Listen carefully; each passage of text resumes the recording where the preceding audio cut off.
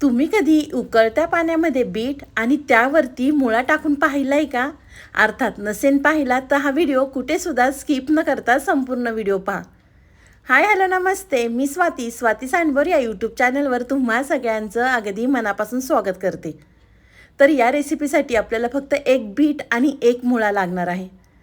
तर इथे आपल्याला बीट स्वच्छ धुवून घ्यायचं आहे, मुळासुद्धा स्वच्छ धुवून घ्यायचा आहे आणि दोन्हींचंसुद्धा आपल्याला पिलरच्या मदतीने साल काढून घ्यायचं आहे. इथे मी बीटाची साल काढून घेतलेली आहे, त्यानंतर आपल्याला मुळ्याची सुद्धा साल काढून घ्यायची आहे. तर इथे मी दोन्हींची सुद्धा साल काढून घेतलेली आहे, बीट आणि मुळा. तुम्हाला बीट छोटं किंवा मोठं या रेसिपीसाठी तुम्ही वापरू शकता. साल काढल्यानंतर अगदी व्हिडिओमध्ये दाखवते ना त्या पद्धतीने बीट आणि मुळा चिरून घ्या. तुम्ही ही रेसिपी सकाळच्या नाश्त्यासाठी किंवा संध्याकाळच्या जेवणासाठी सुद्धा बनवू शकता, अगदी हलकी फुलकी. तुम्हाला जर कधी स्वयंपाकाचा कंटाळा आला असेल ना, तर अर्थात ही रेसिपी एकदा नक्कीच करून पहा, अगदी पोटभरीची होते. तर इथे मी मुळा चिरून घेतलेला आहे, त्यानंतर आपल्याला बीटसुद्धा चिरून घ्यायचं आहे. तर या ठिकाणी मी मुळा आणि बीट दोन्हीसुद्धा चिरून घेतलेलं आहे. तर एका साईडला कढई गरम करून घेतलेली आहे. कढईमध्ये आपल्याला 1 ग्लास पाणी घालायचं आहे. पाण्याला उकळी आली की त्यामध्ये आपल्याला चिरलेलं बीट घालायचं आहे. चिरलेलं बीट घातल्यानंतर त्यावरती आपल्याला चिरलेला मुळा घालायचा आहे आणि 2 मिनिटं आपल्याला पाण्यामध्ये उकळून घ्यायचं आहे. बीट आणि मुळा पाण्यामध्ये उकळून घेतल्यानंतर त्याचा थोडासा उग्रवास कमी होतो. तोपर्यंत तुम्ही माझा व्हिडिओ इथपर्यंत पाहिलाच आहे आणि व्हिडिओ थोडा तरी आवडला असेल ना, तर व्हिडिओला एक लाईक नक्कीच करा. साईडचं बेल आयकॉनसुद्धा प्रेस करा, म्हणजे तुम्हाला माझी नवीन व्हिडिओचं नोटिफिकेशन सगळ्यात आधी येईल. तर 2 मिनिटं पाण्यामध्ये उकळून घेतल्यानंतर आपण एका साईडला प्लेटमध्ये काढून घेऊया. एक साईडला प्लेटमध्ये काढून घेतल्यानंतर आपल्याला बीट आणि मुळा थंड करून घ्यायचा आहे. तुम्ही म्हणताल ते पाणी काय करायचं, ते पाणी आपल्याला पुढे वापरायचं आहे, कुठे ते तुम्हाला सांगतेच. बीट आणि मुळा थंड झाल्यानंतर इथे मी मिक्सरचं भांडं घेतलेलं आहे. मिक्सरच्या भांड्यामध्ये आपल्याला थंड झालेलं बीट आणि मुळा घालायचं आहे आणि मिक्सरमधनं आपल्याला बारीक वाटून घ्यायचं आहे. अगदी या पद्धतीने वाटल्यानंतर एका पसरट भांड्यामध्ये काढून घेते. त्याच भांड्यामध्ये आपल्याला 1 कप ज्वारीचं पीठ घालायचं आहे. आज आपण बीट, मुळा, ज्वारीचं पीठ अगदी हेल्दी रेसिपी पाहणार आहोत, त्यामुळे व्हिडिओ कुठेसुद्धा स्किप न करता संपूर्ण व्हिडिओ पहा. मिक्सरच्या भांड्यामध्ये आपल्याला 1 कप ज्वारीचं पीठ घालायचं आहे. त्यावरती आपल्याला 2 ते 3 चमचे रवा घालायचा आहे, म्हणजे रेसिपी आपली छान कुरकुरीत तयार होईल. या ठिकाणी मी भाजलेला रवा वापरलेला आहे, तुम्ही कच्चा रवा वापरला तरी चालणार आहे.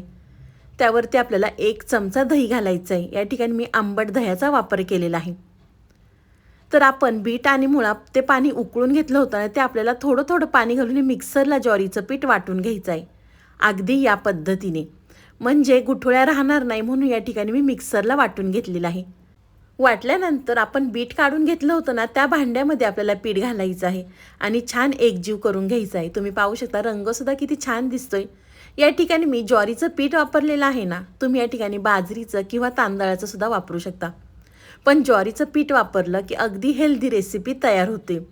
आणि कुणाला जर ज्वारीची भाकरी आवडत नसेल ना, तर त्यांना या पद्धतीने खाऊ घाला.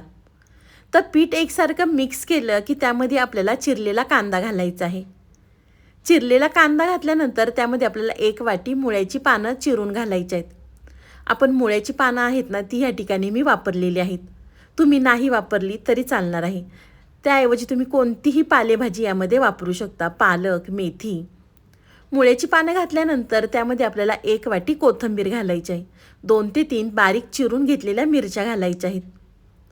मिरच्या घातल्यानंतर इथे मी 7 ते 8 कढीपत्त्याची पानं बारीक चिरून घेतली होती. आपण भाजीमध्ये, पोह्यांमध्ये कढीपत्ता वापरलं की मुलं निवडून काढतात. तर अशा पद्धतीने वापरला तर कढीपत्तासुद्धा मुलांच्या पोटामध्ये जातो.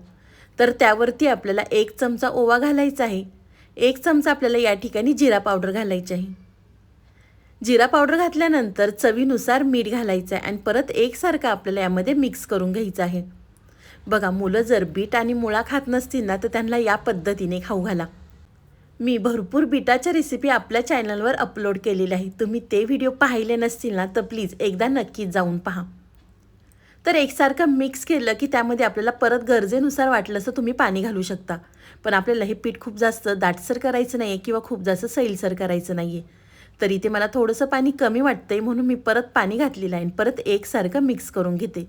तर आपल्याला अगदी या पद्धतीने पीठ तयार करून घ्यायचं आहे. पीठ तयार झालं की एका साईडला पॅन गरम करून घेतलेला आहे, त्यावरती आपल्याला तेल घालायचं आहे. तुम्ही तेल किंवा तूप तुम्हाला आवडेल ते या ठिकाणी वापरू शकता. तेल घातलं की आपल्याला तयार केलेलं बॅटर पॅनमध्ये घालायचं आहे. तर इथे मी एक चमचा भरून घातलेला आहे आणि हलक्या हाताने आपल्याला हे पसरून घ्यायचं आहे. खूप जास्त पातळ करायचं नाही किंवा खूप जास्त जाडसुद्धा करायचं नाही. अगदी व्हिडिओमध्ये दाखवते ना त्या पद्धतीने करून घ्या. हलक्या हाताने पसरून घेतल्यानंतर आपल्याला बारीक गॅसवर 2 मिनटं एक साईड छान भाजून घ्यायची आहे. त्यावरती आपल्याला झाकण ठेवायचं आहे आणि गॅस आपल्याला मीडियम ठेवायचा आहे. नेहमीच आपण मुलांना पोहे, उपमा सकाळच्या नाश्त्यासाठी देतो. पण आपण जर मुलांना ह्या पद्धतीने पौष्टिक खाऊ घातलं ना, तर मुलंसुद्धा अगदी आवडीने खातील. आणि प्रत्येक आईला प्रश्न पडतो की मुलांच्या पोटात काहीतरी पौष्टिक गेलं पाहिजे. तर तुम्ही अशा पद्धतीने बीटाचे हे डोसे करून खाऊ घालू शकता. तर एक साईड 2 ते 3 मिनटं भाजल्यानंतर आपण पलटी करून दुसरी साईडसुद्धा छान भाजून घेऊया. तुम्ही पाहू शकता वरची बाजू आहे ना ती कोरडी झालेली आहे. त्यावरती तुम्ही परत थोडंसं तेल घालून आपल्याला दुसऱ्या साईडनी भाजून घ्यायचं आहे.